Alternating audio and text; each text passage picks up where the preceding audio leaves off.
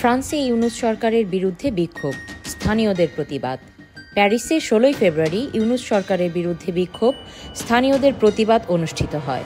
জোরপূর্বক ক্ষমতা দখল, বাংলাদেশকে জঙ্গি রাষ্ট্র হিসেবে বিশ্ব দরবারে পরিচিত করার ষড়যন্ত্র, মানবাধিকার লঙ্ঘন, সংখ্যালঘুদের উপর নির্যাতন এবং রাজনৈতিক হত্যাকাণ্ড সহ একাধিক অভিযোগে অবৈধ ও অসাংবিধানিক ইউনূস সরকারের বিরুদ্ধে ফ্রান্সে বিক্ষোভ ও প্রতিবাদ সমাবেশ অনুষ্ঠিত হয়েছে।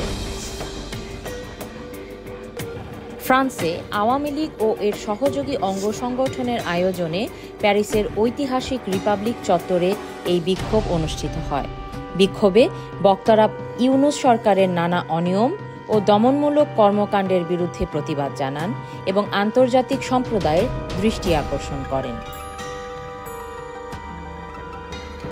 বিক্ষোভে অংশ নেন অল ইউরোপিয়ান আওয়ামী লীগের সাধারণ সম্পাদক মোহাম্মদ মুজিবুর রহমান।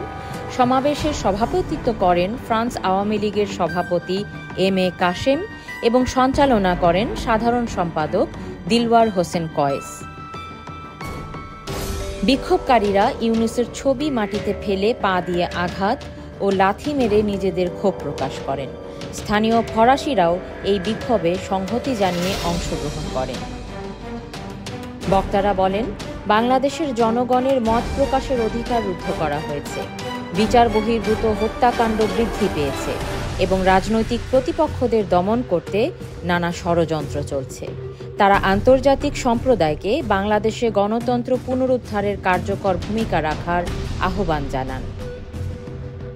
বিক্ষোভে ফ্রান্স আওয়ামী লীগ ও অঙ্গ সংগঠনের নেতাকর্মীরা ছাড়াও প্রবাসী বাংলাদেশিরা অংশগ্রহণ করেন।